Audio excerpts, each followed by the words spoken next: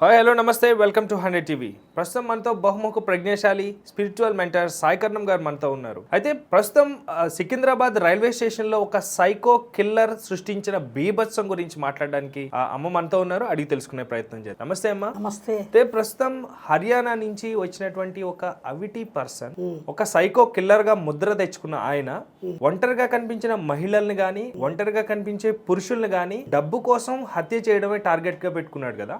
So ఆయన గురించి సమాచారం ఏంటి మా మ్యాటర్ ఏంటి? అతను హర్యానాలో ఒక గ్రామంలో పుట్టి పెరిగాడు. ఎక్కువగా చదువుకోలేదట. మేబీ 5th స్టాండర్డ్ వరకు చదువుకున్నాడు. తర్వాత ఏవో కూలి పనులు, ఆ పనులు, ఈ పనులు, ఒక లేబర్ పనులు చేసుకుంటూ అలా జీవనం కొనసాగిస్తున్నాడు. ఎవరికైతే సరైన విద్యాభ్యాసం ఉండదో వాళ్ళకి ఈ లోకంలో అనేక హంగులు పొంగులు ఆకర్షిస్తాయి. అందులో చదువుకోని మగపిల్లవాడికి ఇంకా మరిన్ని ఆకర్షణలకి లోనయ్యే అవకాశం ఉంటుంది.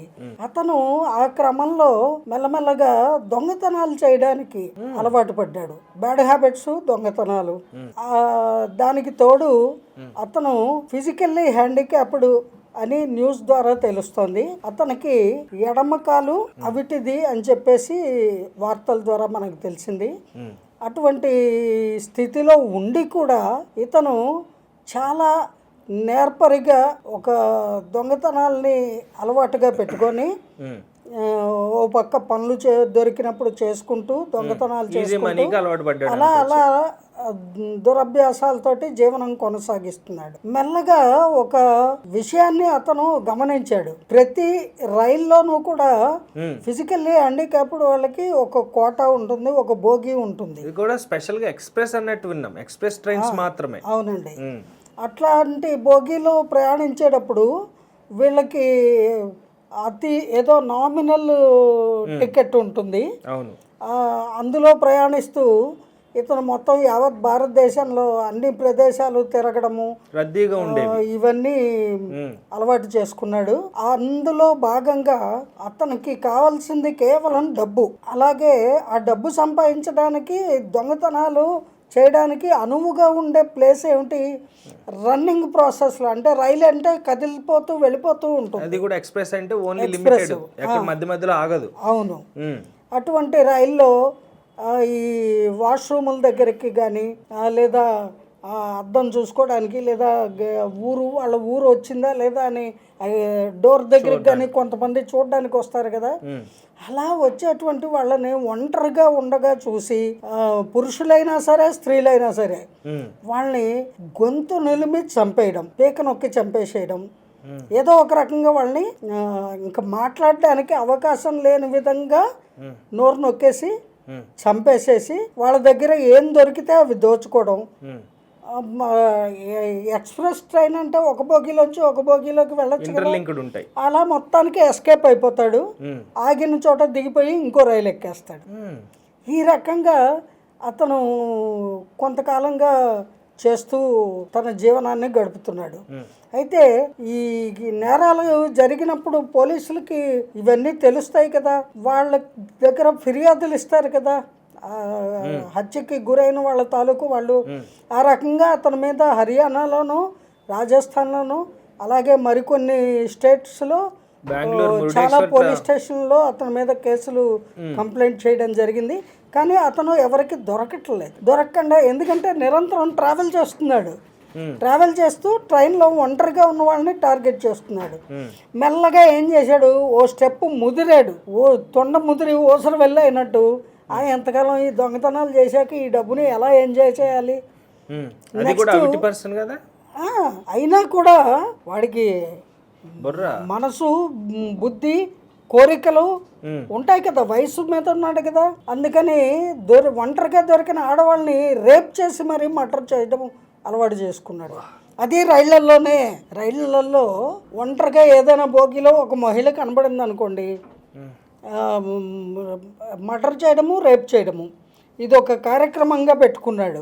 అలవాటైపోయింది. అతను గత 1.5 month కాలంలో కంటిన్యూగా ఒక 6 హత్యలు, రేపులు చేశాడు అని చెప్పేసి పోలీసుల దృష్టికి రావడంతో చాలా తీవ్రంగా అతని గురించి గాలింపు చర్యలు మొదలుపెట్టారు. 35 రోజుల్లో 5 హత్యలు కదా.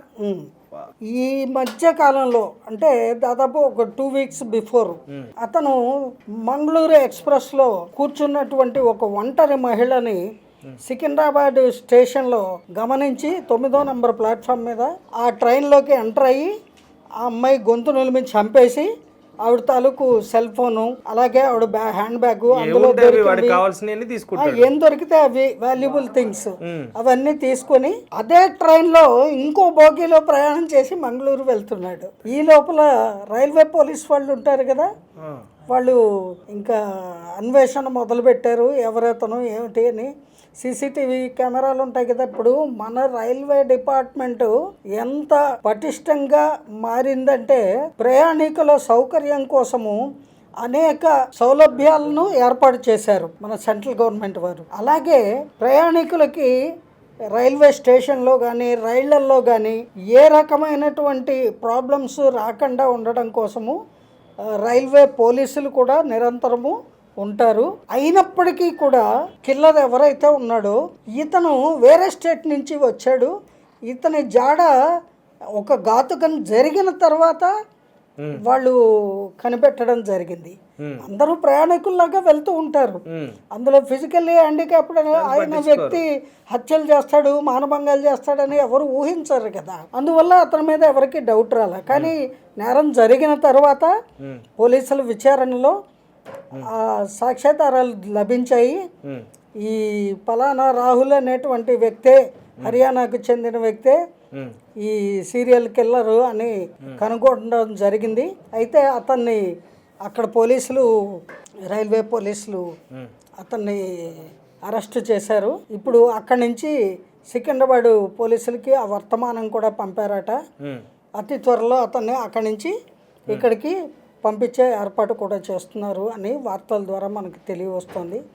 ఏమైనప్పటికీ ఇలాంటి దుస్సంఘటనలు జరిగితే రైళ్లల్లో ప్రయాణం చేసే ప్రయాణికులు ఆడవాళ్ళైనా సరే మగవాళ్ళైనా సరే ప్రాణం అందరిది ఒకటే కదండి, భయభ్రాంతులకు లోనవుతారు. 100%. అంచేత మన ప్రభుత్వము వారు, మన పోలీస్ శాఖ వారు, ముఖ్యంగా రైల్వే పోలీస్ వారు ఇటువంటి దుస్సంఘటనలు జరగకుండా తగు విధంగా జాగ్రత్తలు తీసుకోవాలి.